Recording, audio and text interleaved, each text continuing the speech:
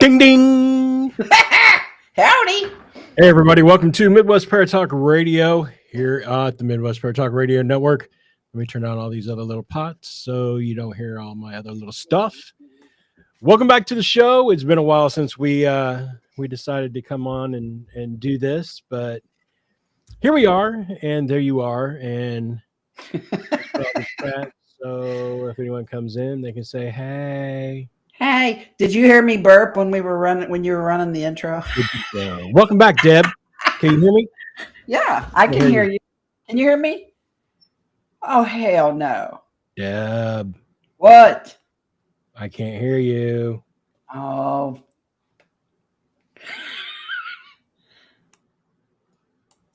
Okay, now I'm unmuted. What? I got you. Nothing. So it wasn't me, huh? No, it's you. Why? What? Liar. Look, he's lying. All right, let me do this again because you didn't hear any of that. Welcome to Midwest Fair Talk Radio here at Midwest Fair Talk Radio Network. Welcome back to the show. It's been a while since we have been on, but I'm glad we're back, and we've got a lot to talk about, a lot to discuss. And welcome you to people. We're streaming over on Facebook Live right now, as well as Twitter at Old Man Gaming on Twitter, and of course here at YouTube. So welcome to the show. I asked, did you hear me burp during the intro? Because I looked up and said, you're live on the show. And I'm like, oh. Oh, that's great. Yeah, you already know me. Hey, where'd the chat go? Chat. Chitty chat. I don't know that we'll have anybody, but I didn't do it. I like 10 minutes before the show, I posted out on Facebook that we'd be live tonight. Yeah, it's been a while, and I was bugging Greg earlier. I'm like, I got teeth now, so let's do a show. For those of you who don't know, I think the last show we did was in July, and then I had a little hospital scare for a week or so we didn't do a show then. Right after that, Deb went into the hospital for a while. Broke my freaking neck in my sleep, basically. I think somebody jumped you while you were sleeping. My husband probably tried to kill me. No, I messed up my neck somehow in my sleep, and I ended up with emergency surgery. So I was out of commission for quite a bit, and it's just been a really funky 6 months or so, man. Woo! Then after your hospital stay, you broke your teeth. I know. My neck hurt so bad that I clenched my teeth so hard I cracked my teeth, my dentures. And then, like a week later, they snapped completely in half, and it's been an adventure. And I didn't want y'all to see me with no teeth because I sound like Granny from the Beverly Hillbillies, and I kind of look like her too. And I'm vain, so I can't help myself. Finally got some teeth I can talk in. Hope God only knows how long they'll last. So I messaged Greg the other day. I'm like, Greg, I got some teeth. Let's do a show. Before they break, let's do a show. Right. It's somebody got a voodoo doll. I'm gonna find the sucker that has my voodoo doll. I'm gonna whoop somebody's arse. They're gonna go to the emergency room and get my voodoo doll out of their butt.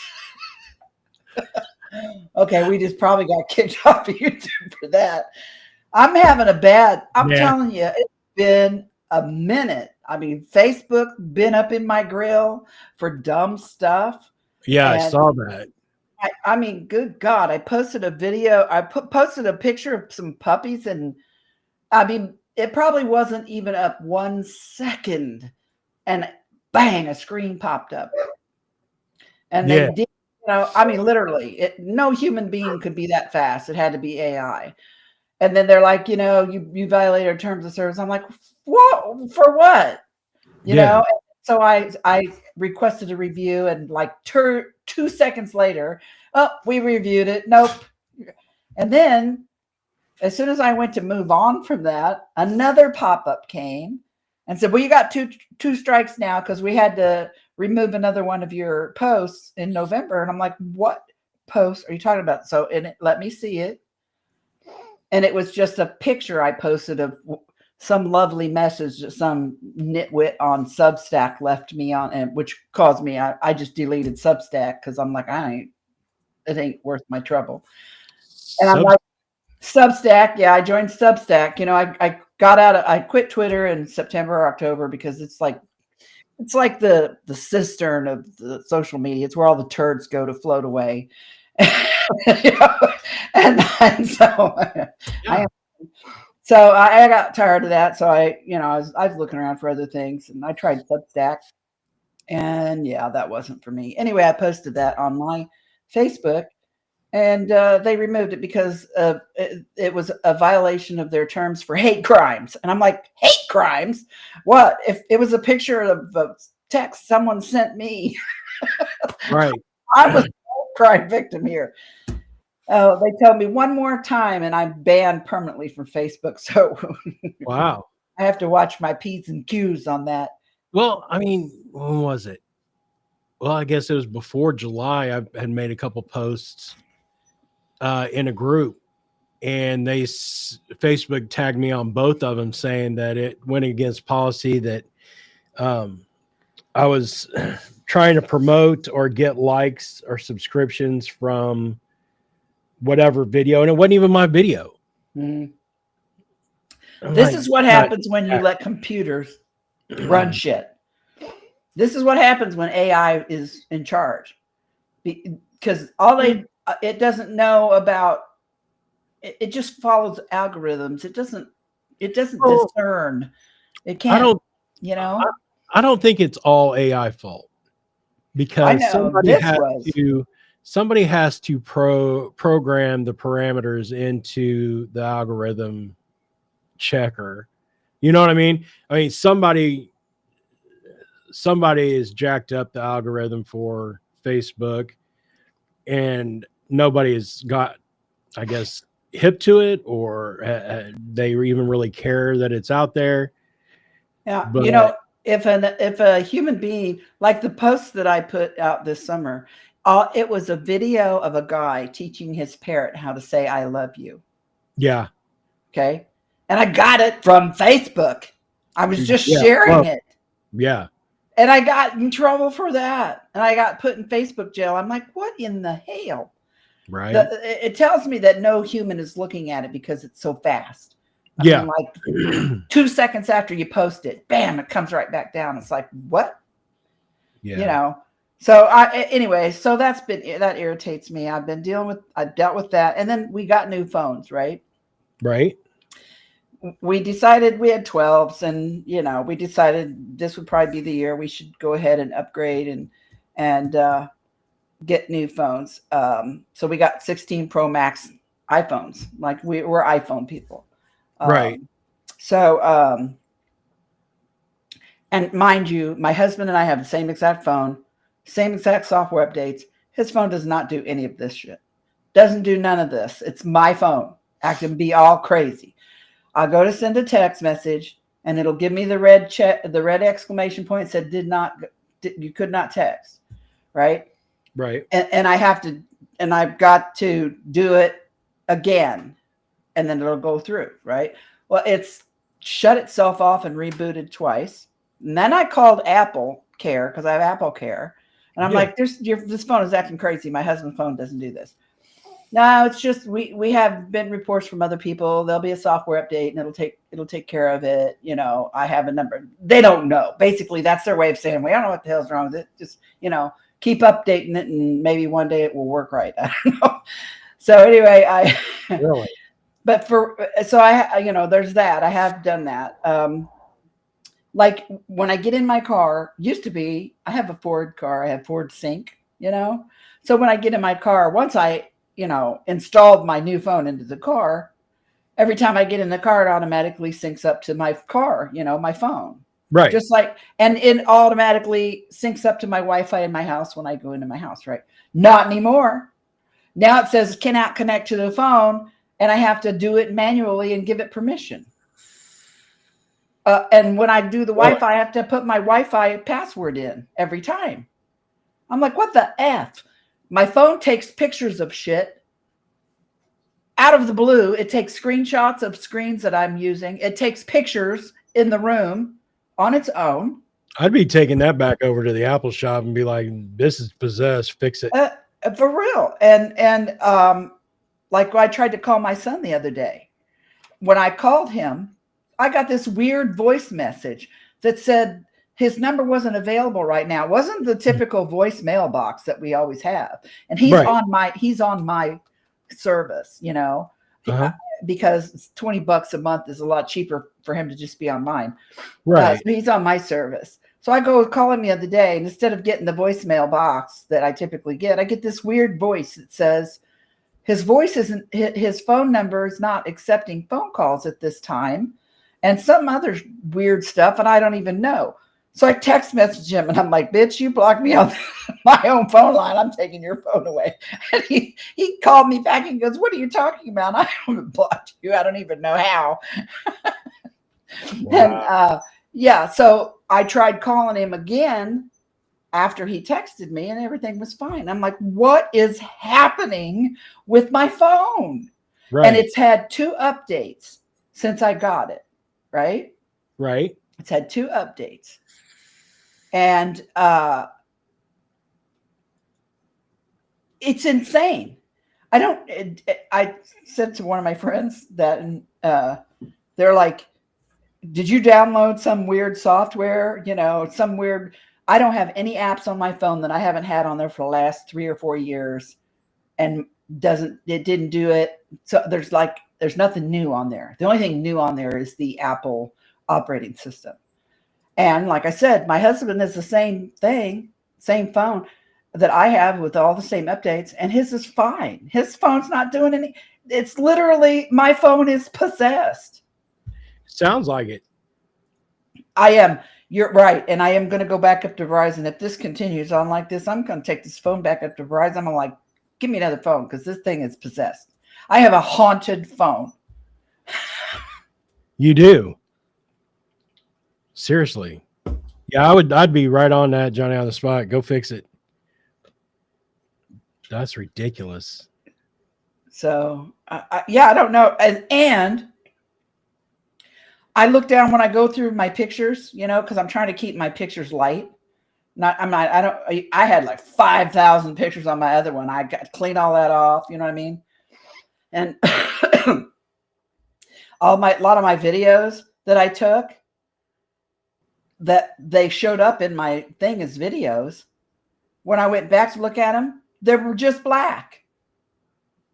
When I played them back, they're just black. The videos are gone. They're there, but they're black. Something is going on with my phone.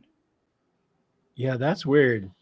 I feel like they were deleting photos and their phone just snapped too. I just feel like I'm being stalked by something. It's weird. You know, I've been I wouldn't put that past your phone. It sounds so paranoid, though. I don't like to be feeling like that, but what am I supposed to think? This is just bizarre right here. So I don't know.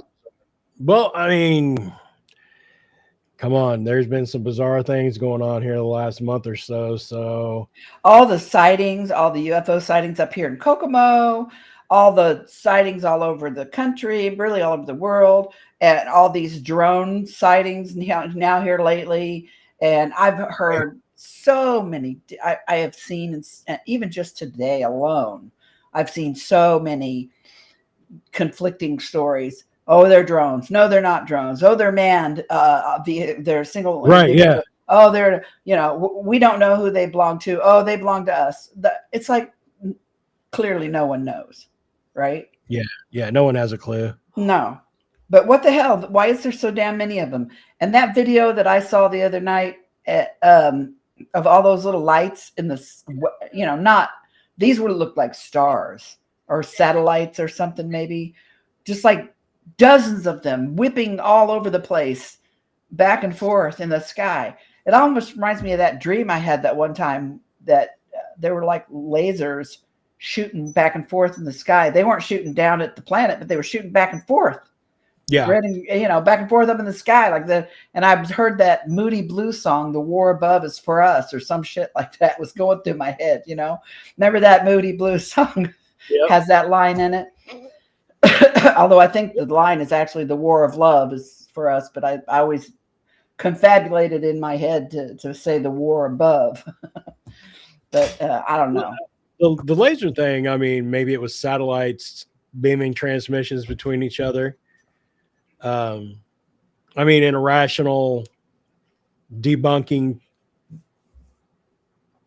background genre thing, I think. I don't know if that's even right, but I mean, maybe it could have been that, but there's a whole lot of weird going on at the moment.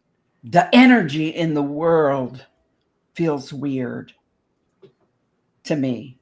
My anxiety level is a little bit tweaked, and I don't even really know why. Well, yeah, questionable times. That whole drone thing, though. Huh? I was gonna say that whole drone thing is creepy. It is. Who's watching who and why? Right. My tendency. I'm sorry. Go ahead. No, I was just gonna say I watched a few different videos on it this morning, and I mean, YouTube is just as mixed up as CNN and Fox News and MSNBC and all those. I mean, everybody has a theory on what's going on. And I think the off the wall one was that somebody had said it was Iran, and Iran had bought all these drones from China, and they were all up and down on the East Coast from New York down to Jersey, over to Jersey, and down towards Virginia. And my first thought, because all this big story broke, and it was New Jersey, right? They kept saying New Jersey. I'm thinking nobody in their right mind, and if there's anybody from Jersey, don't flip out on me, but who in the hell would want to take drones over New Jersey? Bedminster Golf Course, the Trump belongs to Trump, is in New Jersey. And that's the only thing I can think of that would be the link there. I mean, because he's gonna be the president elect, and yeah, but I don't think this has anything to do with it. I really don't. And by no means am I a Trump guy, or politics suck, and I don't like talking about it. But I don't think it has to do with him, though. I think this is bigger than him. Could be. I know. I think I just sent you a link to this not too long ago. I did see where a Chinese man was arrested for flying the drone over Vandenberg, California. Out in Vandenberg, over Vandenberg Space Force base. Yeah, which is kind of weird. I always feel like. Do you remember when the balloons were flying over the country last year and everybody went berserk and they scrambled jets on everything? Remember when they shot one down up here up around Michigan? They shot at one. Yeah, I don't remember that. You don't remember they were all weather balloons just drifting across the country, and the government didn't know who they were, and they scrambled jets. Good God, man. Maybe you were sick then. I don't know. I don't know. Yeah. So in my mind, I'm thinking these guys, and what I found out later was NORAD opened up the parameters on their radar. They had closed it down a little bit. And so they weren't seeing these. This is the explanation. They weren't able to see these smaller, lower altitude things because they had it tight. Their radar was tighter, but they opened it up a little bit, and when they did, they started seeing all this other stuff. And that's when that's what they claim is why they started seeing weather balloons floating across Colorado and floating across Michigan, and they didn't know who they belonged to. And they scrambled jets on them, and one of them got shot one down, I think, over Michigan. But in my mind, I'm seeing, okay, they scrambled jets and shot at weather balloons. Right. So all these drones, if nobody's doing it, if the government's not doing anything about them, they're not scrambling jets or anything, then they got to know, somebody in the military or somebody in the government way high up has to know what they are. Otherwise, we'd be shooting at them because we like to shoot at stuff. Yeah, right. that was kind of what I was thinking as well. And one of the comments was that it's something military. They know what it is, and just to the point that you just made, if we didn't know what it is, they have technology that can pick up drones Yeah. in these fighter jets that they could go out and just eliminate them. Yeah. And So there, it there's just a lot of chatter on, I've seen, I'm not on Twitter anymore, but I hear about UFO Twitter. There's a lot of chatter everywhere about false flags. right. And UFO disclosure, and this is supposed to be some sort of distraction from what's really happening. And there's rabbit holes galore. You got to be careful. You twist an ankle walking through this shit. So, and I don't really want to go down any of them, but I gotta you gotta kind of keep an open mind, because good God, we're living in the upside down right now. The whole world is crazy. So anything is possible. You know what I mean? Definitely Stranger Things. So, but it's it's kind of an interesting time to be alive, I guess, in a way, and yet somewhat scary. Well, let's see. Well, the big invasion was supposed to happen, December 3rd? Yeah, December 3rd. And I survived the December 3rd UFO invasion. We'll need to make a shirt of that shit. I have to be honest with you. The thought of aliens doesn't scare me nearly as much as the thought of things that humans do to each other, to be truthful. To me, here's a t-shirt for you. I would consider an alien abduction a rescue mission. Okay? Come and get me, baby. And don't bring me back this time. It's freaky deaky. I don't understand. I do. How many, this is the end of the world hoaxes and claims that we've had over the last, 50 years? Oh, yeah. Yeah. Every June 22nd will be the end of the world. Nostradamus says so. Then I get flooded with Nostradamus videos on YouTube, and I'm like, come on. Do you remember Y2K? Oh, how the whole world, well, mostly the whole country, went bonkers over Y2K. Oh, yeah. That civilization as we know it is going to crash. People were like hoarding their storm shelter and all kinds of bizarro stuff that was supposed to happen. And here am I on New Year's Eve, 1999. Me and all my friends are dancing to Prince, full blast volume at midnight, and we're like, bring it on. Yeah, I remember. Let's see. I remember doing computer updates for Y2K. At that time, I was working at the furniture place, and my cousin was head of IT for the furniture place, and I helped him do all the updates to the computers that they had, some kind of patch, Microsoft patch that they had, blah, blah, blah. And basically all it boiled down to was that on the computer calendar, it didn't show past 1999 for some reason. And everybody freaked out. It was nothing. And Y2K. Yep. I still have some old Y2K memorabilia, I think, in my that survived the tornado because it was in my cedar chest in some box or something. I still have a few things like that. So I have soil samples from the backyard on June 30th, 1983 that survived the tornado in my mom's cedar chest. That's crazy. I know, right? It's made of cedar. Yeah, it is. It cost me like $300 to fix it after the tornado, but it was worth it.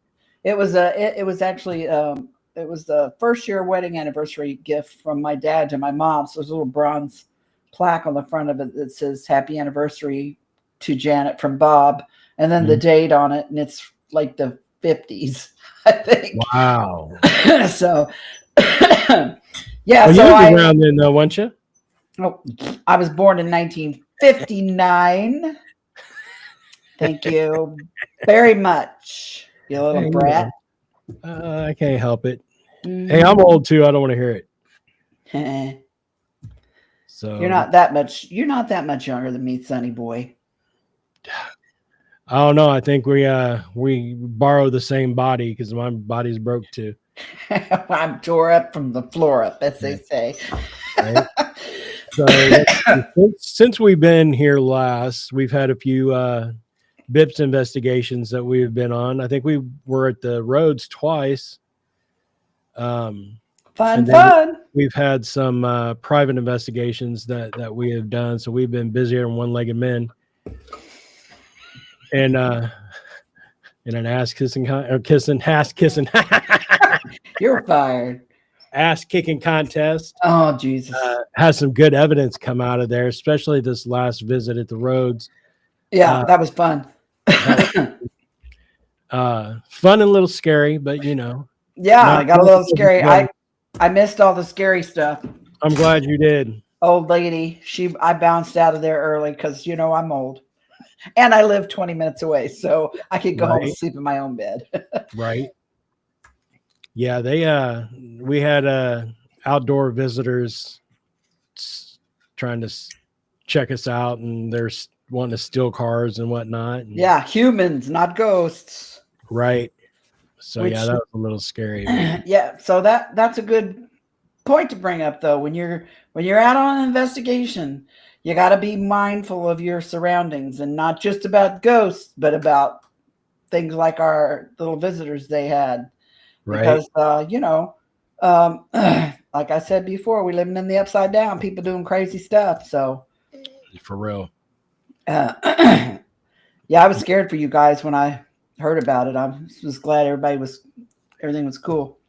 Yeah, I kind of, put the kibosh on the whole investigation thing, but we still got some good stuff out of there. And,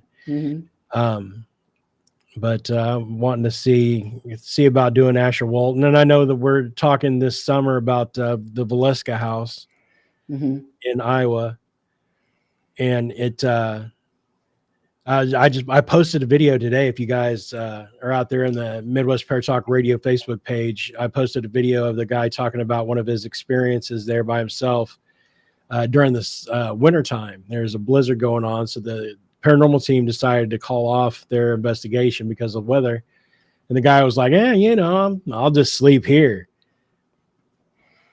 You'll just sleep there. Let me just say, I'm not on board with the whole, sleeping where you investigate thing. There's just too much you just leave yourself open. But anyway, that's a different story for a different time. And I guess he did his thing, locked up all the doors, went to bed, and he heard the front door open and close. And he's like, oh, it's got to be somebody that is associated with the house, right? Like one of the other caretakers or whatever. And he could hear the boots on the floor walking. He heard the boots coming up the stairs. So being a smart ass, he's like, I'm going to go jump in the closet and then jump out at him and scare him because they don't know I'm here. So he's in the closet and he can see the light from the street light through the window underneath the door in the closet. And he could see the shadow of a person walk past the door, and he jumps out of the door and he goes, ah, there's nobody there. Boo. Right. And then he heard someone laugh and he was like, that was probably, he said, one of the most memorable experiences that he had at that house.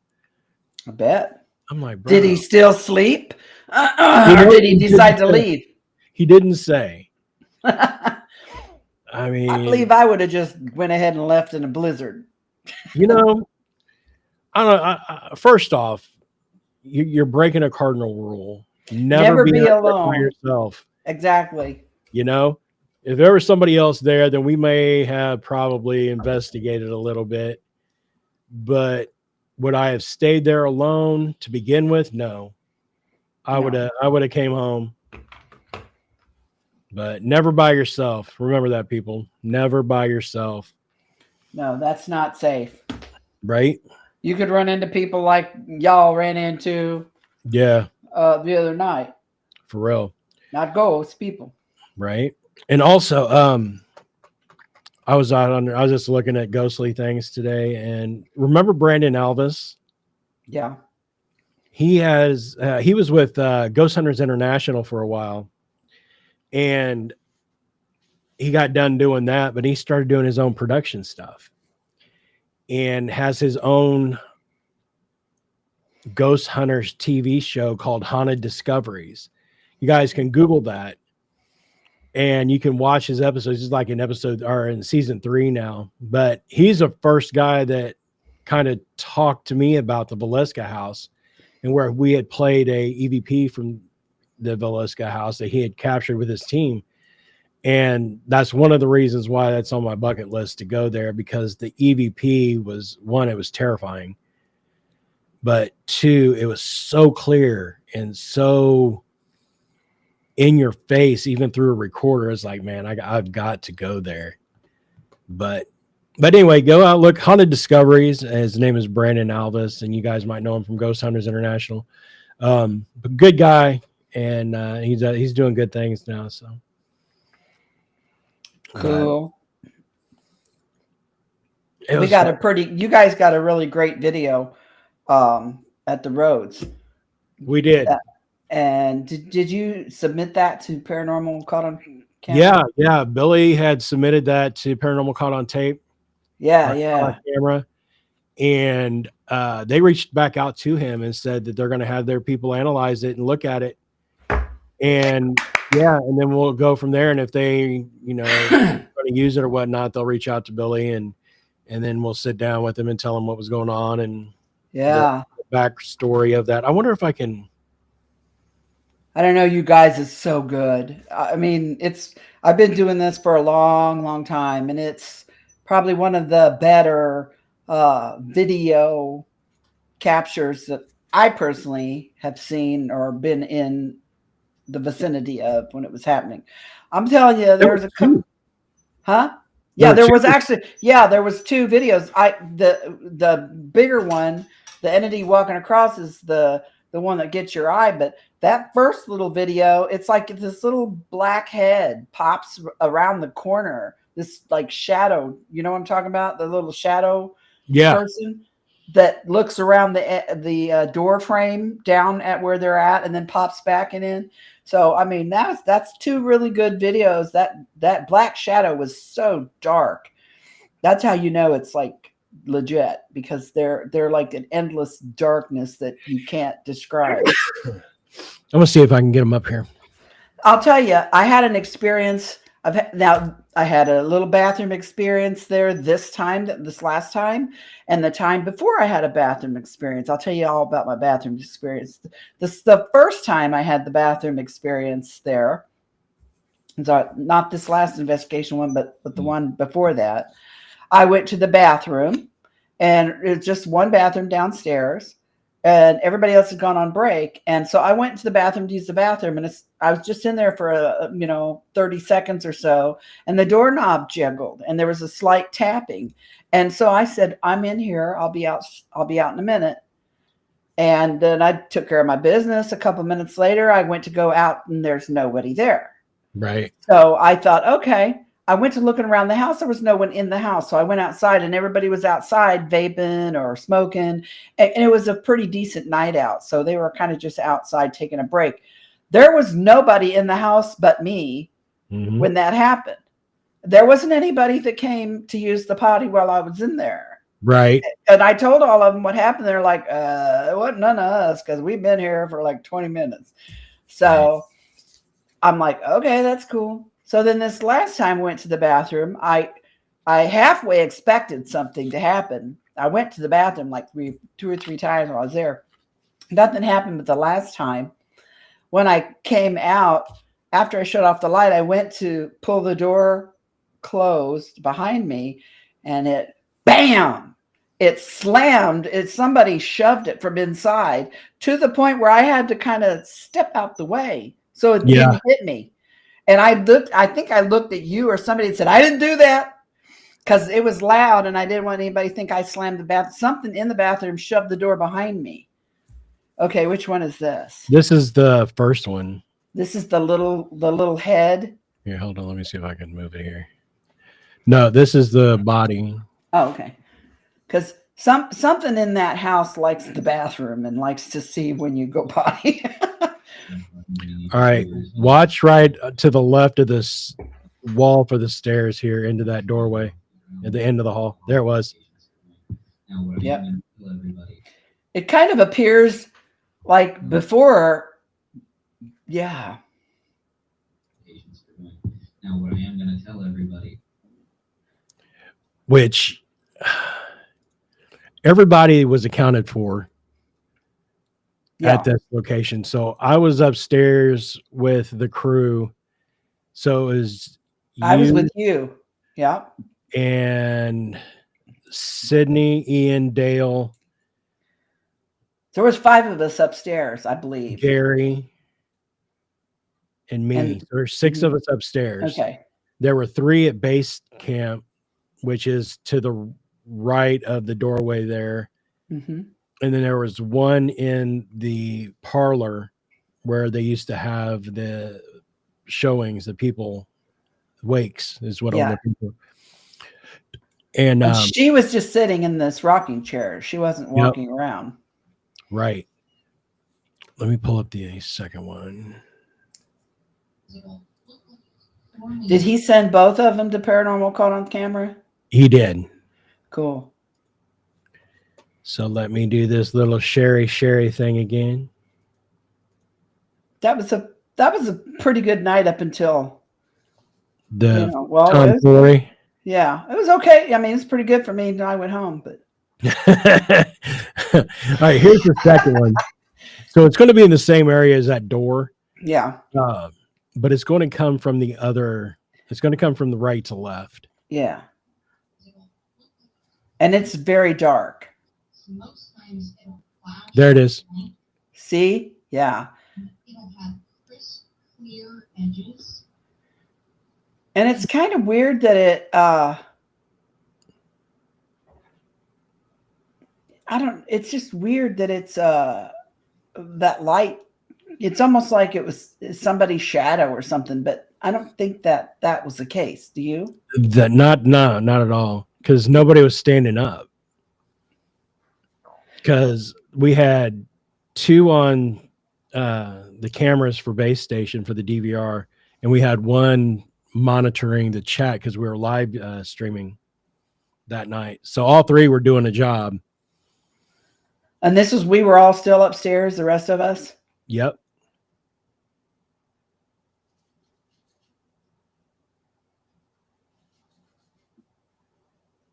And that door that it looks like it's going into there, that was the old speakeasy that they converted into the guy that lives there, his apartment. But that's bizarre. Yeah, it was bizarre. But yeah, he submitted both those videos to them. They're going to go over it, and they'll talk to them if they need any information or whatnot. But the thing was, I mean, everybody was accounted for, so there wasn't anybody just randomly walking around. I mean, generally on an investigation like that, we just don't have people randomly walking around. That just doesn't happen. No, that's not a good idea. Right, and if it is, you'll see them on the cameras, because chances are that we're walking right by where the DVR cameras are set up to go into that room to do our investigation. But yeah, it was some pretty good footage. I had to look at it a few times though to put my debunker cap on and see if I could debunk it. We did our due diligence. They tried to recreate it. They made sure everyone was accounted for, and it was not recreatable. So it was not. And generally, I mean, if we've got stuff like that, generally we can come up with, okay, well, walk here. Okay, yep, that's what it was. Debunked. Or that noise. Let's see if we can recreate it. We can. Debunked. We can't. Guess what? That's evidence. Yeah. But that was weird, and it was probably one of the better catches that I've ever seen as far as going through the investigation and analyzing the evidence. So I was pretty pleased with what we caught. Now, I remember the Kokomo house. I was just getting ready to say, when we went to Astrid's house that time, and we were setting up the camera, and we caught that vapor of an entity that peeked its head around the corner, the door frame, and when it saw the camera, it stuck its head back behind there. Yeah, I mean, we tried to debunk that. So, was somebody was that a reflection of coming off of that picture behind there and all? Nobody was there. I mean, that was just pure and spirit. That was spirit, man. I will say, Kyle and Angie. And wasn't Natalie those three in the bathroom in there? Natalie was telling them about the stuff that went on into the bathroom. And it was shortly, 30 seconds that they were in that bathroom. Then that thing came out and peeked its head around the corner and saw us. And it was like, nope. Camera, bye. Right. And then we were at the Davies house in Kokomo, the EVP that we got of the gurgles.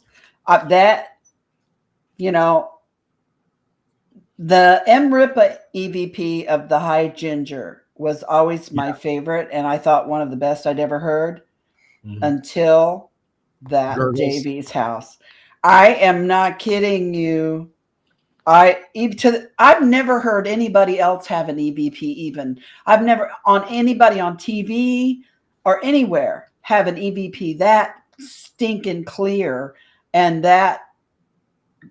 I mean, it sounded like the woman who said it was sitting between you and I, and she literally started to talk over me as I finished my sentence, and it was louder than me. And I mean, I have never in my life heard an EVP that stunning.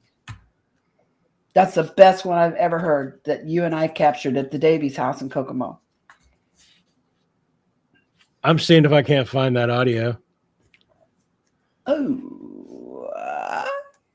Because I'm telling you, I've been watching paranormal TV shows on television for 20 years, and ain't nobody ever had an EVP that good, ever. It was so crystal clear. It was unbelievable. And the pickles. They still incorporate, do you like pickles when we do EVP sessions now? I know. Do you know that 8 times out of 10, they get a response saying, I like pickles? Because the other people hate pickles and it's not worth a response. Oh, come on. Everybody loves pickles. Everybody loves pickles, D. Come on. No. Look at her. No, pickles suck. I love pickles. Oh, come on. I wonder how I can put this audio. Oh, wait. Did you find it? I found it, but I need to figure out. Bear with me. Video storage. No. Presentation. Upload. Download. We have a new, we're using a different kind of thing than we used to have before. We knew how to upload audio clips and stuff on the other one, but I actually like this platform better, frankly. I do too. Upload. There it is. I think I got it. Yay, because this is great. I love this one.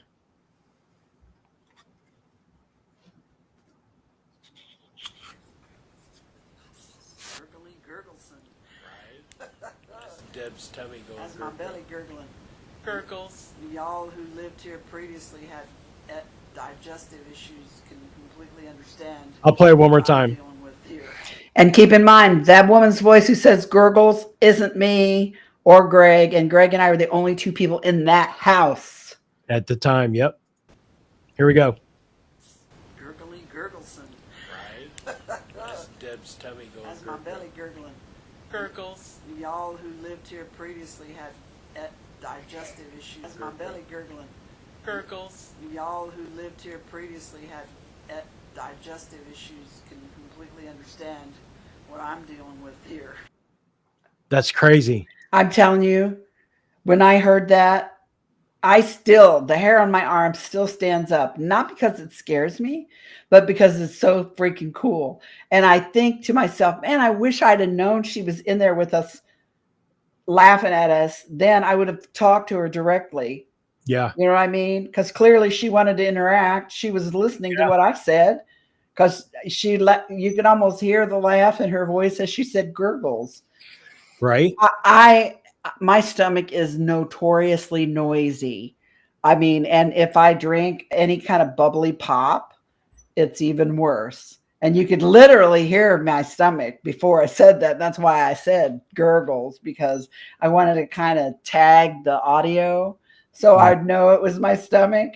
Right. But that was not my stomach that said gurgles. We've had some pretty outstanding EVPs, even to the extent when we were at the Franklin Township home where the mic keyed off. I have that too.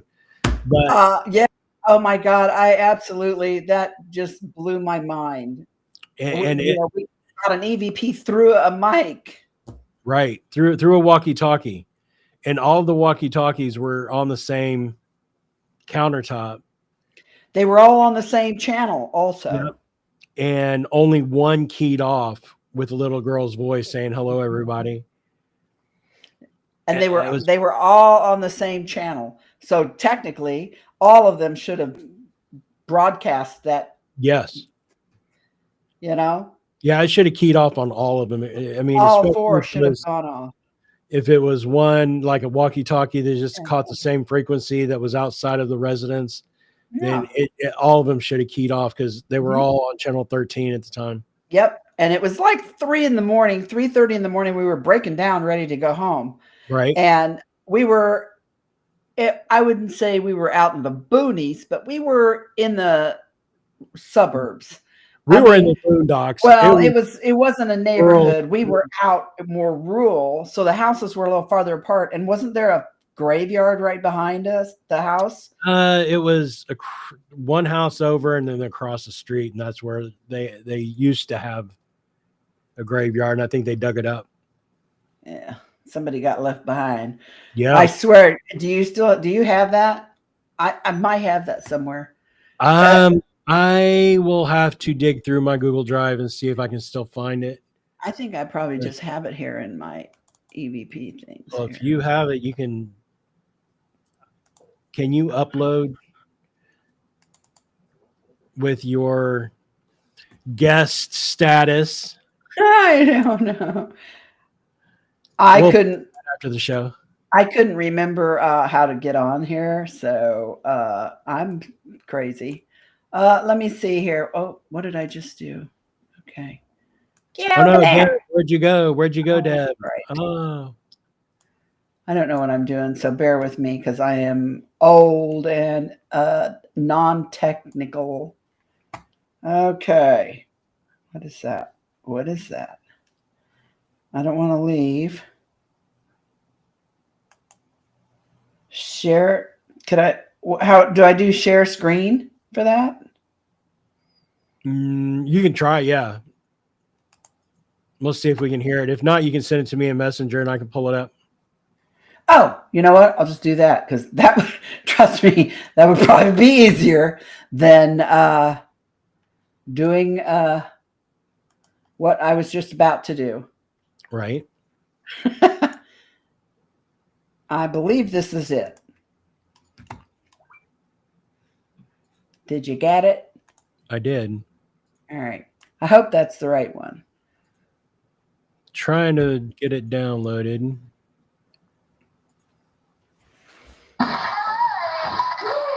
That's it. Hello, everybody. Could you hear it? I could hear it. All right, here we go. Why is the walkie going off right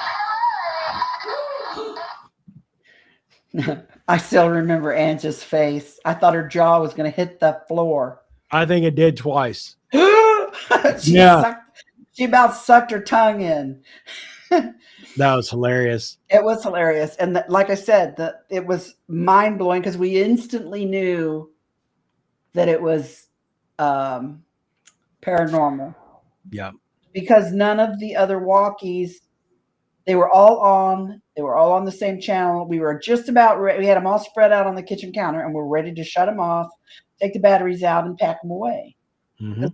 Believe, there's no way. First of all, even it's weird where we were at that time of the morning. There's no way some little kid Was going to be up. And how would they know that? I mean, she was saying hi to us. Yeah. Hi, everybody. It's like, holy shit, Right. We Yeah, got that was crazy. we've had some really good stuff. Honestly. Well,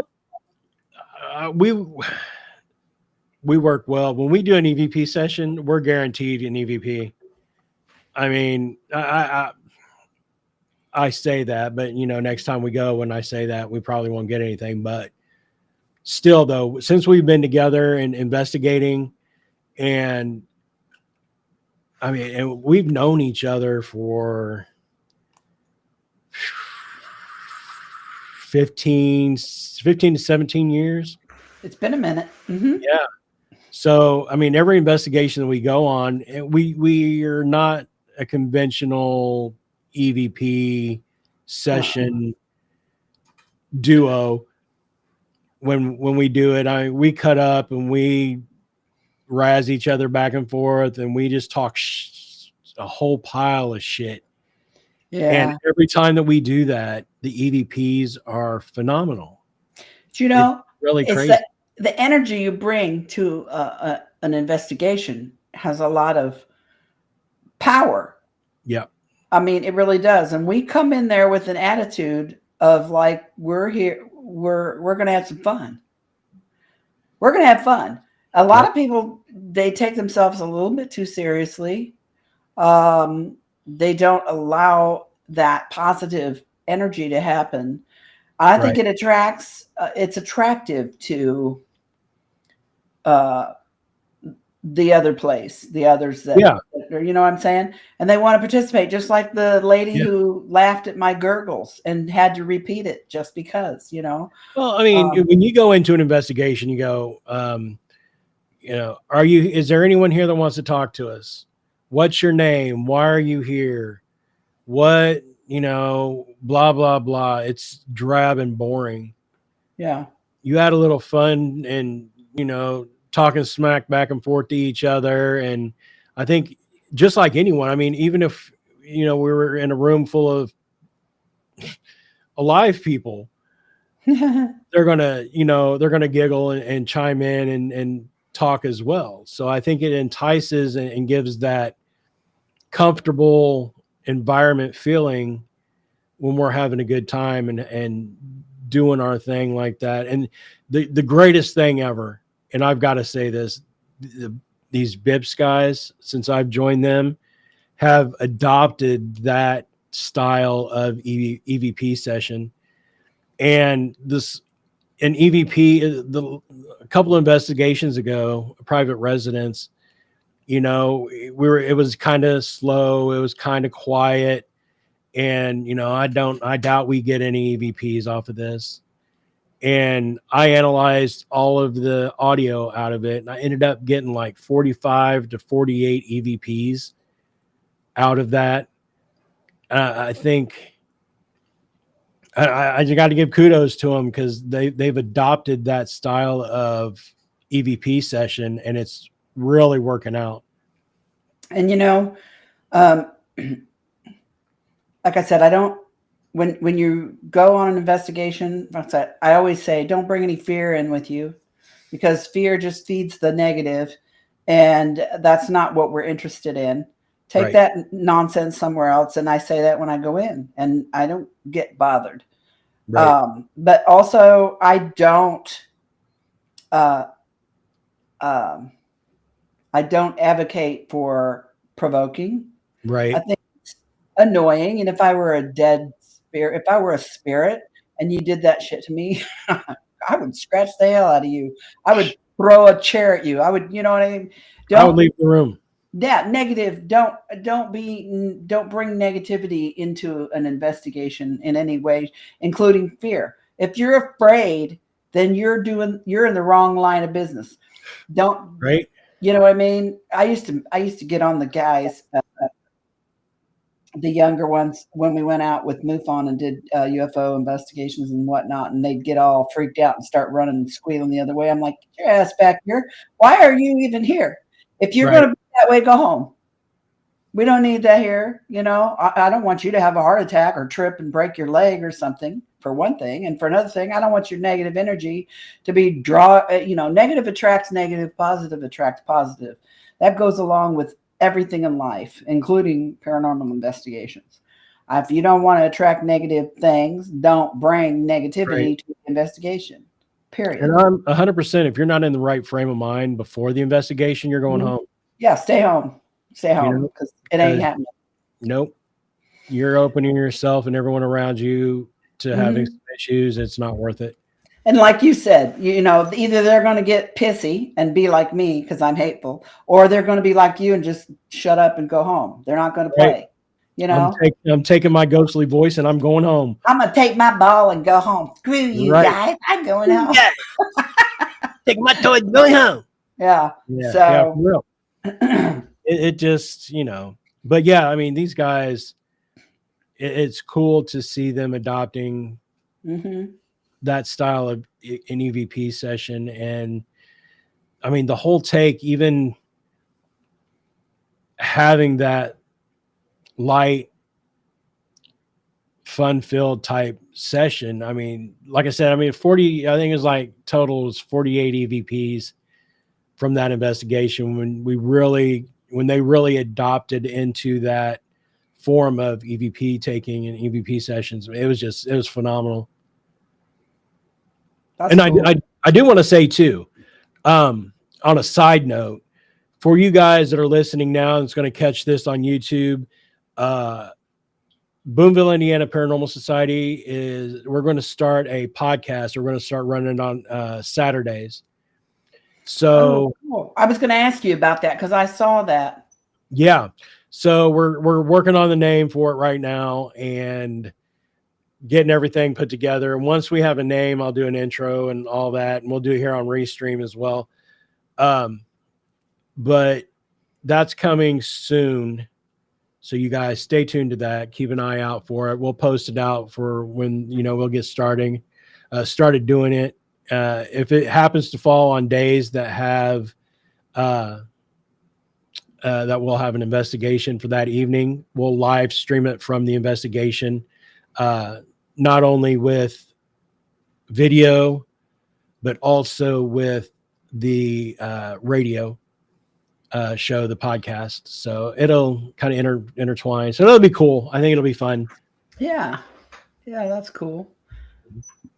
I enjoy I go with them like when they come up to Kokomo and when they've been to the roads a couple times. I've been there with them. I'm grateful. I'm appreciative that they allow me to hang along with them because I'm not really in a paranormal group anymore, basically. So they let this old lady hang out with him, and I really appreciate it. And I love Billy and Felicia have adopted you. and I love to watch them when they go places that I can't go with them. I love to watch the live stream. I'll pop in and out throughout the night and hang out because I'm a night owl anyway. Woo, I feel like I'm missing something. I want to be there, but right. So, I mean, as many investigations that we can get you to come out on with us, it's definitely going to happen because I don't know, you're family. That's how it is. And Billy and Felicia, I think they feel the same way. But I've always felt like that with you because we're kind of two peas in a pod. Yeah, he's my little brother. Somehow go upside his head sometime. We're the same person. It's really weird on investigations. We're the same. Yeah, the same tactics. I mean, it's just and two. If you guys are in the market for an exceptional digital voice recorder, all right, I want you to look into the Zoom series digital voice recorders. It's the H1N and the H6N. Check those out. The H6 is a little expensive, but it's well worth it because just like the H1, you can hear what's happening 3 doors down from where you're at with the headphones, because you can live feed with headphones into the digital voice recorders, and you can hear it real time.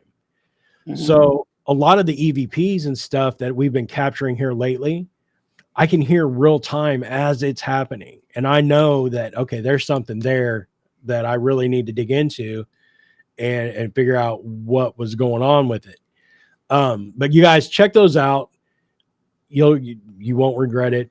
It will bump your EVP game up to 10. And it's so much easier on your ears when you're doing review. Oh my gosh. It is. It really is. It's so much easier. It's worth every penny. I've had the H1 for quite a while now. It's old, but man, it's still, and it's a great piece of equipment. I don't carry very much with me. I carry my H1, and sometimes I bring my old K2 meter. I got the kind you still got to put a penny in. That's how old mine is. And that's pretty much all I work with, I'm always with cameras. I use my cell phone to take pictures, and I've gotten some pretty interesting photos, but basically I'm in, my goal is EVPs. So that's what I usually bring. And the H1, you can't beat it, honestly. No, not at all. And it's a stereo, it's stereo recorder. I think they were developed for musicians. They were. Yeah. Mm-hmm. And they are fantastic. They have this OmniMic Zoom recorder. It's like in a triangle, and it's got an omnidirectional, like 2 or 3 mics on top of it. I need to hit the lottery because I'm going to get one of those. It's so cool. And then they have like a small deck one that's probably about 5 inches wide. And you could set it up with dynamic mics, so XLR cables, and plug into it. And you know how clear that these mics are. Can you imagine having that in the center of a room doing an EVP session?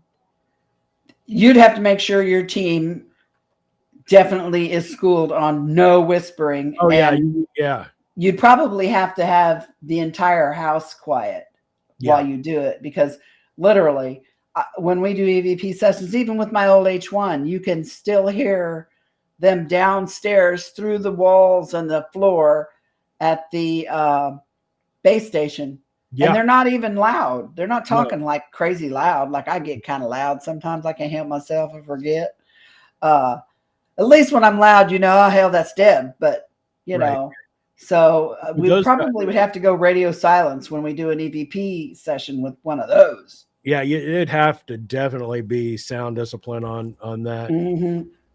But it would almost be, I think, worth it. Oh, for sure. To amplify that session. I mean, is it something that you need? No, it'd just be cool to have. You know what I mean? Mm-hmm. But it definitely would take that whole EVP thing to the next level. Mm-hmm.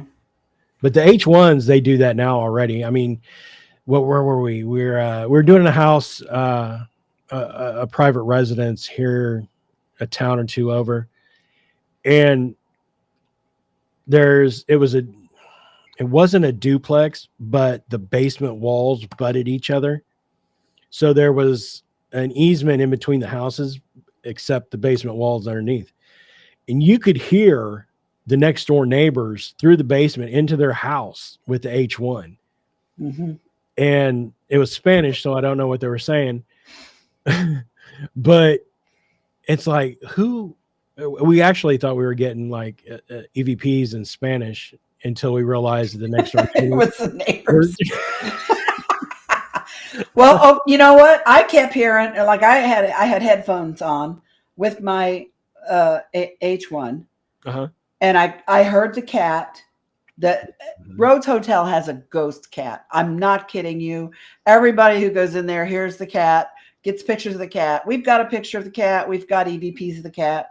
Yep. That last time we were here, I probably heard that cat half a dozen times, and I could sort of hear it on the EVPs. I mean, on the recording, but I couldn't pull it up enough Right. We might have like a couple that were vaguely, faintly you could hear. I heard them better in there. No cats anywhere around here. But the problems that we had later on in the night with humans, all through both EVP sessions, this is a small town, okay? And this was after midnight, and it's a small town. And I'm like thinking to myself, damn, there's a lot of traffic in this little bitty ass town after midnight, because I kept hearing a car going by or a vehicle driving by. And I'm like, damn, that's a lot of traffic out here at night in the middle of nowhere. It wasn't a lot of traffic. It was the same truck that was circling the house over and over. Right. I could hear it through my headphones. At the time, I didn't realize what I was hearing. In retrospect, now we know what we were hearing. Greg heard it too. All night long, these people were circling this house like sharks circling a bucket of chum. Yeah. For an hour, man. They were really for stalking a long us. time. Yeah. They were stalking us big time. So that was a little bit scary. It was very scary. After you left and they got out there and they actually pulled and sat in front of our cars. And then pulled in front of the house across the street and sat there with all the lights and stuff off on the car or on the truck.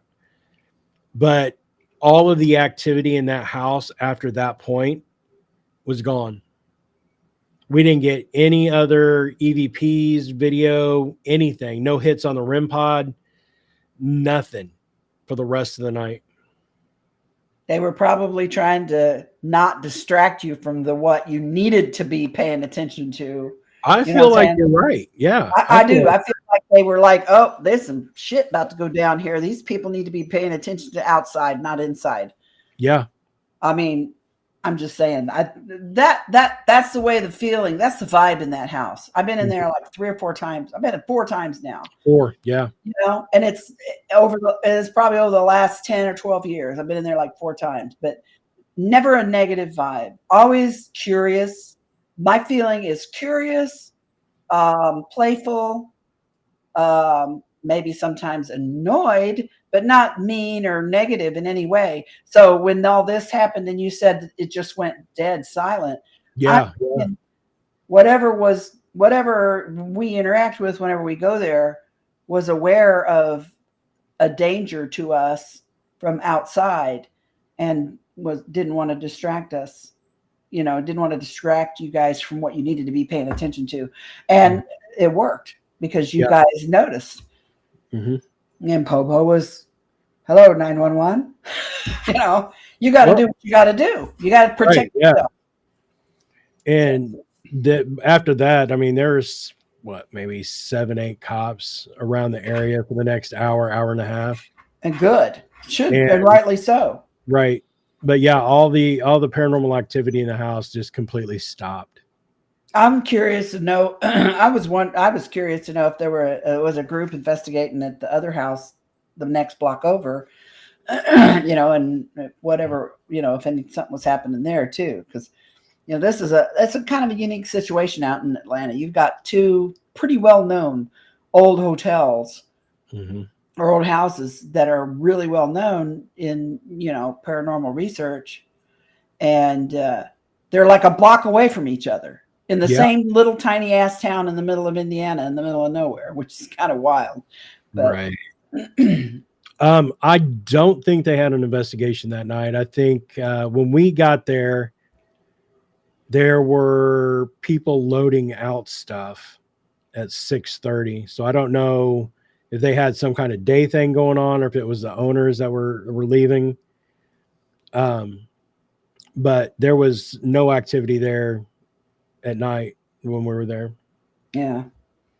So you've never been to there, have you? You've never been to the Asher? Never been to, no. It's a beautiful house. I mean, it's beautiful inside. Of course, you know, I'm a sucker for old Victorian houses with the giant wraparound porches and all the wood inside, all the beautiful woodworking, stairs and whatnot. And it's a beautiful old house. And I got some fantastic EVPs when I was in there. Yeah. I really did. I got some excellent EVPs, really very clear Class A EVPs when I was there. that one time. So I mean, it's another place that I would say it's probably well worth the trip. Yeah, we've talked about going. I don't know. It's not going to be this year. I know that for a fact. But Well, there's only 2 weeks left in the year. So well, true. But yeah, we definitely have talked about that. Right now, I mean, in the month of December, we had an emergency investigation last weekend. With it had to do with kids, so the emergency response team deployed out for that and kind of did a day investigation, trying to check things out.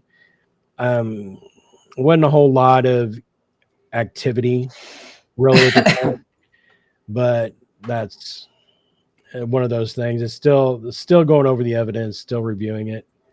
and with you're dealing with teenagers, there's something called psychokinesis, and teenagers are notorious for these are adolescent. They're not teenagers. They're like between 3 and 5. Oh, that's toddler range. Yeah. But still, made them nervous. So, we deployed out as quick as we could and went to go check it out. And yeah, we implemented a emergency paranormal response team. So when cases like this hit and we know what's going on, okay, there's kids involved, we're there.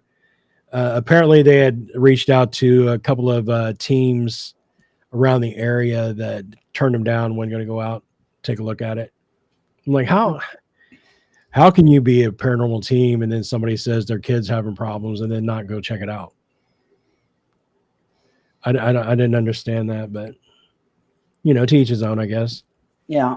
That's not how BIPS operates. They'll go, what we did, we dropped everything we were doing and headed that way. So did everything turn out all right? Yeah, I think so. I think we gave some good sound advice and help to the parents there, and Billy and I need to sit down and go over the evidence and look at it in depth with a fine-tooth comb. I didn't get a whole lot of EVPs, and that's pretty much, there's really no pictures or anything like that. I still have still cam pictures I need to take a look at, but we'll talk about it offline or off air as well. I'll tell you a little bit more about it, but yeah, cool. Yeah, it was freaky deaky for sure. So do you guys have anything lined up? We have another investigation next week from Saturday. Kind of the same issue in a little town about 30 minutes up northwest of us, that a kid's having problems. A grandfather and his grandson are having some problems. So we're going to go out and take a look at that and see what we can figure out what's going on with them and help them out there. But then after that, I think we're pretty much done till after the beginning of the year, unless, an emergency comes up. Well, it's not until July the 17th to the 20th of 2025, but I've been asked to be a speaker at the International MUFON Symposium that's going to be in Covington, Kentucky / Cincinnati metro area in July. So okay. I accepted. Nice. My talk is going to be, well, your co-host is? Yeah, of course. Well, the theme for the MUFON Symposium this year is Hidden Truths, a Modern Analysis of Lost Research.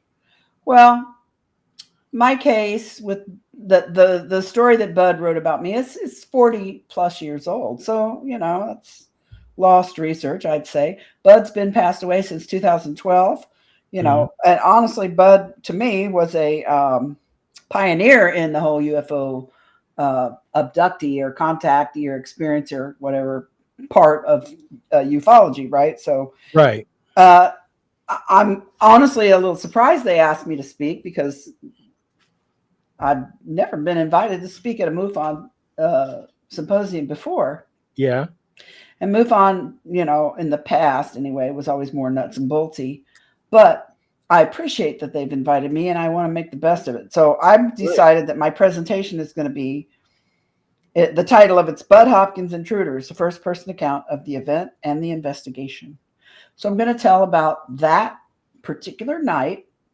And everybody who hears me speak, I get distracted. I got 8 million stories, and one thing leads to another. I'm going to be very focused on June 30, 1983, how I met Bud, how Bud conducted the investigation into the case, and the several years that went on and through, and all the things that were done, how he did everything that he did, and then maybe if there's a little time there at the end, I will just let people know how I'm doing 40 years later, right? And I'll have a little slide, little PowerPoint presentation with some photos and whatnot. But so it's going to be something different than I've usually done. But I'm going to focus on the investigation and as well as the case. You know what I mean? If you think about it now, I'm old. I'm 65. My case is 40 years plus old. I mean, there's Travis Walton. He's, his case was from the 70s, and he's a little bit older than me. I think he's maybe 70 years old now or something like that. And if there's not many of us left, like of the old cases that were well known. Almost everybody, Barney and Betty Hill are gone. The Pascagoula, both the guys from Pascagoula, Charlie Hickson and Calvin Parker, have both passed away now. Betty Luca Andreasen, Betty Andreasen's passed away now. But a lot of people are gone now. So, I'm thankful to be able to have this opportunity. So if anybody's in Covington, Kentucky / Metro Cincy area in July, come to the MUFON meeting and listen to me give my presentation and say hi. Come say hi. Hang out. Let's hang out. Going to be there all weekend. And nice. I'm going to drive myself, Greg. I know that scares you for me. Look. Dude, it's like takes 3 hours to drive to Cincinnati from my house, right? What's Robbie doing? It takes an hour and a half to drive from my house to the airport, for God's sake. I mean, another hour and a half and I could be there. Robbie wouldn't. Robbie won't. My son is an angel, but he ain't going to drive me down to a conference and stay for the whole weekend. Trust me, he doesn't want to talk about any of this stuff. I'm on my own. So Covington, North or Kentucky, honey, and pick Deb up and take her home in July. Are you scared for me, Greg? Greg doesn't like the way I drive. As long as it's not dark out, I'm okay. Yeah, true. You're more than welcome to come. Man, I don't know, man. I've seen you on 465 in the Indianapolis metro area. That's kind of. No, I was on 65 in the Spaghetti Bowl. That's right. You had a mini stroke. I ended up pulling over and letting him drive. I was like, yay. No offense, but how about you just pull on over? I'll drive the rest of the way. We were going down to Bobby Mackey's, which is no more. Did you see that? I saw that. Oh, that's so sad. They're going to rebuild it, right? But I have no idea. He's in a nice place, a nicer nightclub now. I don't know that he'll rebuild, but whatever goes there is still going to be haunted. I hate to tell him.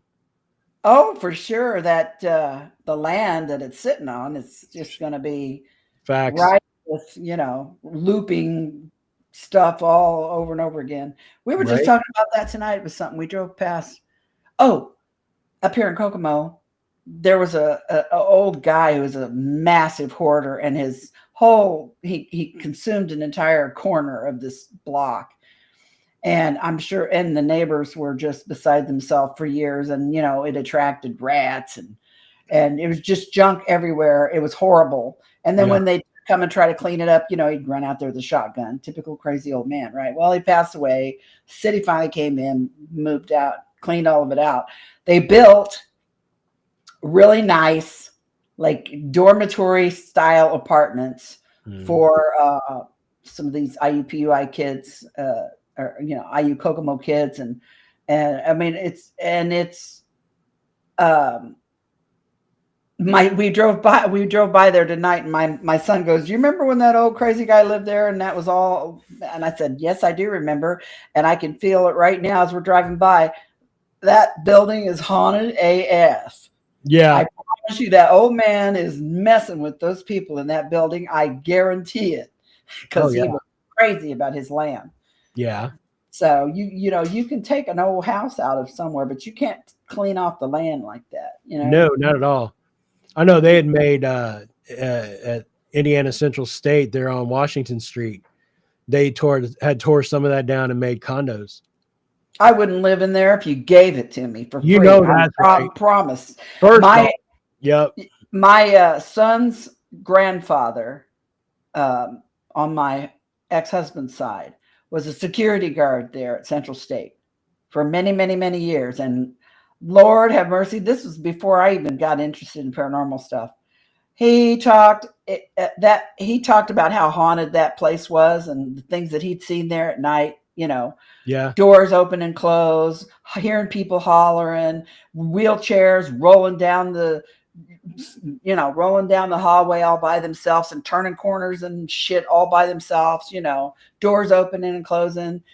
No, I wouldn't live in one of those apartments if you gave it to me for free. Nope. There's no way. And my thing was, you needed to go down there that way or go up that way and start handing out cards, because that's as haunted as that location is. And it's not the building that's haunted, it's the land that's haunted. Let's just put that out there. Right. But I would love to investigate it, to be honest. But I wonder how many people moved in and moved out because of it being as haunted as it is. Yeah. I don't know. I wonder if there's a way you could see the occupancy. You know what I mean? I don't know. It's got to be a public record somewhere of occupancy.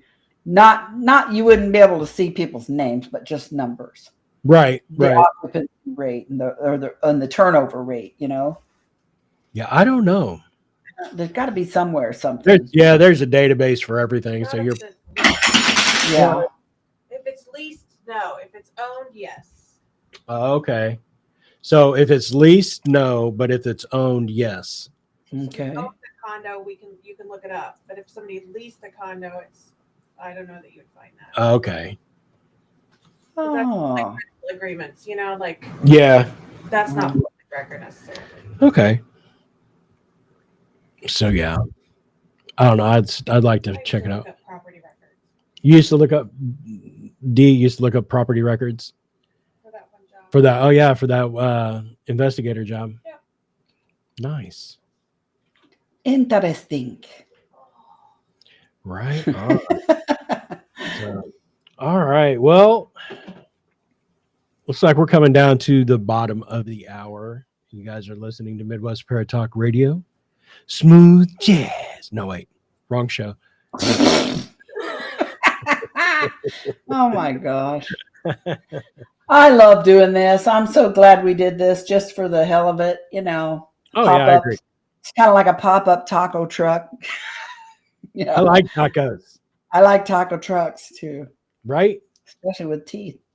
Oh, I got to tell you, if you like tamales, yeah, go to the tamale place on Rockville Road in Indy.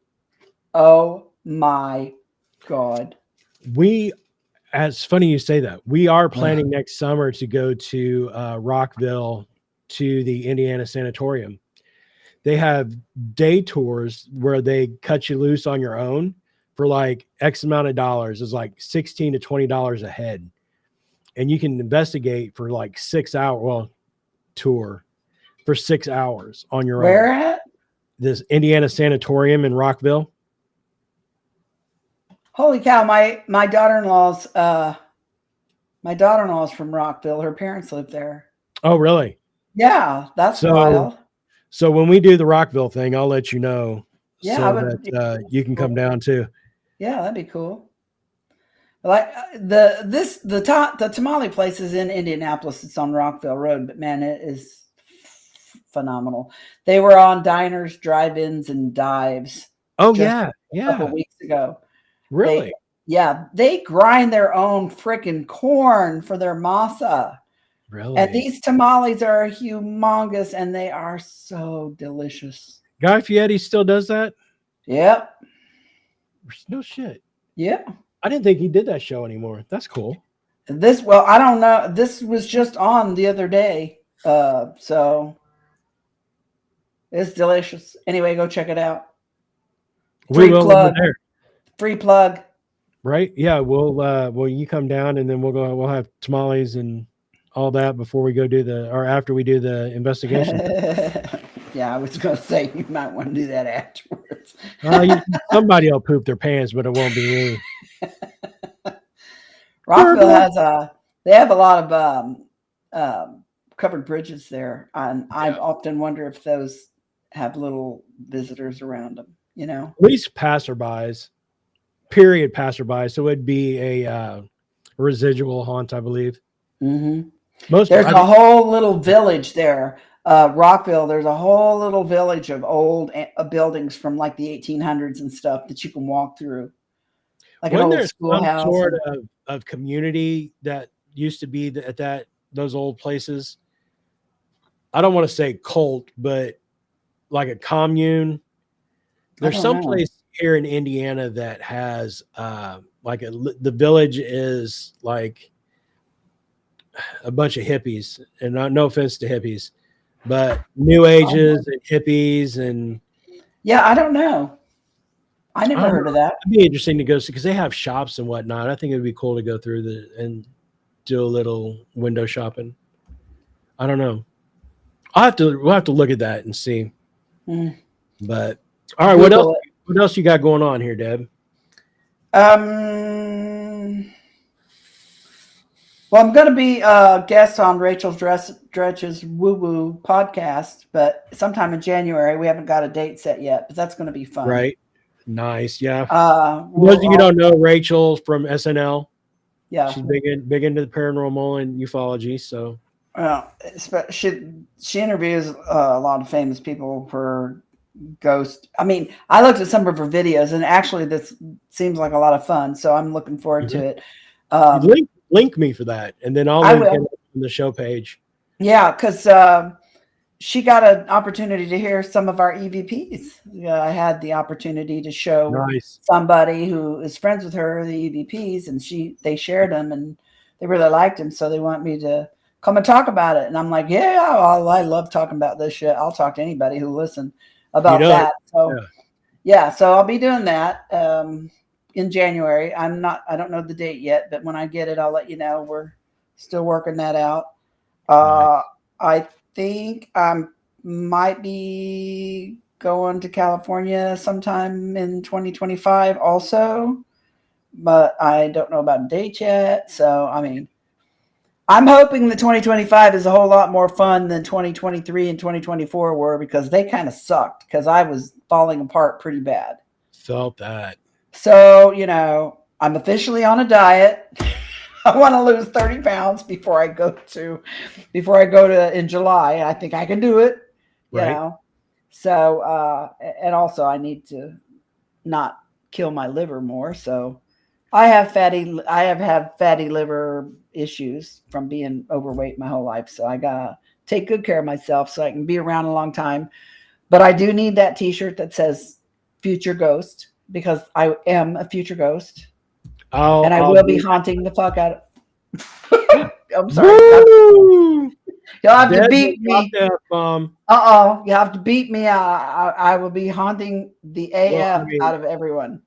I have a list. This is live, so it's hard to censor out. Oh my God, I'm so sorry. Now we're going to be in trouble because I said the F word. I'm sorry. Oh, Facebook is going to ban you? I'm already in trouble by them. I'm in trouble by the world. Oh, well. It is the end of the world as we know it. It is what it is. I'm not worried about it.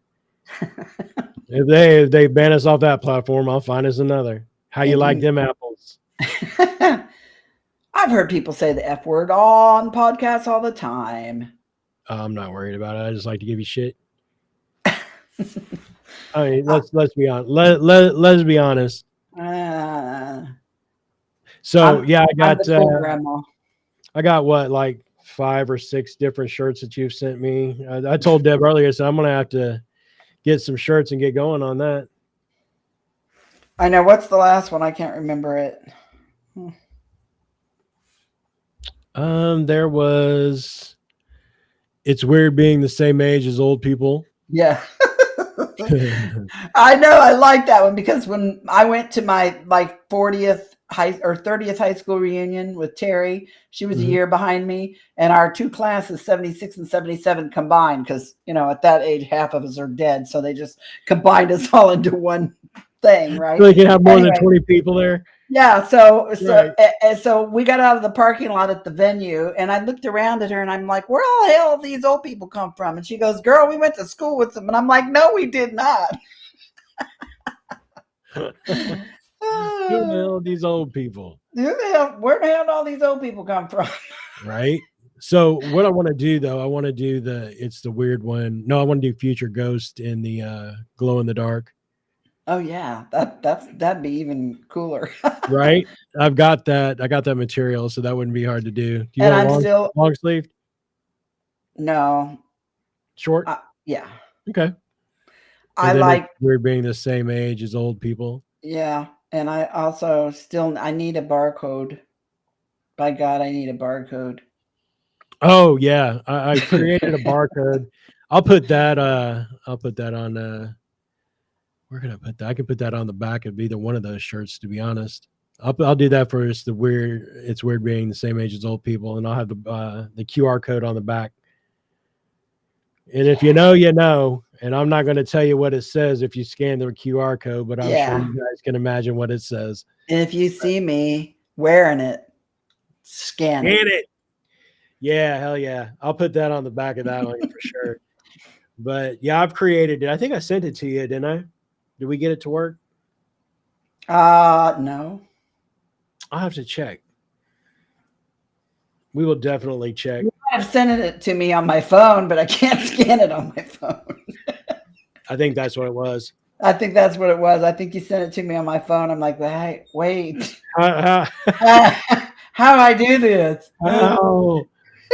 How? Yeah, okay. Help me. Well, we'll figure it out, and then we'll get that done. So if you guys are interested in getting shirts done, hit me up, G Monkey Apparel. You can hit me up here on the YouTube page. I'll get all those messages. Also, go over to Deb's website, debshome.com, and you can read all about her story. And you can buy her book there on her website, as well as Barnes & Noble, Amazon, and any place that you can buy. Online booksellers, yep. So I don't have a book yet, but I'm going to get Deb to help me. I think Billy and I are wanting to write a paranormal book. Yeah, I help you. So I think we're going to recruit you to help us. We'll give you the editor line in the book there. So, all right, you guys, if you have any comments or questions, you can hit up gcable at midwestparatalkradio.com. You can hit up debcobble@gmail.com. And that being said, we will see you guys, hopefully next week, right? Sure, as long as my teeth don't break. I got to tell a story. So right after they first broke, Deb hits me up on Facebook Messenger, right? And she calls me, and I'm like, "Hey, what's up?" And she's like, "Hey, I just wanted to see if these teeth would work right, but they were only half. There's only half of it." And I'm like, "Yeah, that's not gonna work." I tried. I was like, "Yeah, really trying." But kids, brush your teeth, or you're gonna end up like me. Brush and floss. Don't get diabetes, or you end up like me. I used to tell my granddaughter when she was like 3, I'd say, "Brush your teeth, or you're gonna be like Nene." And then I put my teeth out. She'd be like, when she was little, she'd go, "That's so cool." Oh, and then when she got older, she was like, "Oh my God, that's so gross." Yeah. My grandfather used to pop his teeth out at us when we were little. He'd be sitting there in his rocking chair, and we'd be walking around him or whatnot, and he'd go, "Oh," and he'd pop his top legs out. There is something wrong with me. No, I am not bashful. I say shit that would mortify most women. I don't care. I could care less. I mean, that's yeah. That's me. That's it is what it is. All right. Okay, All right, now we're kids. gonna leave. Out of beer, out of here. We'll see you guys next Thursday. I don't know if we'll like pre-record it Thursday day and then play it at night, and where we can just monitor the chats and interact that way. I don't know. We'll talk about it and we'll figure that shit out. All righty. All right, you guys have a great weekend, and we'll see you next week here at MidwestParatalkRadio.com. Bye.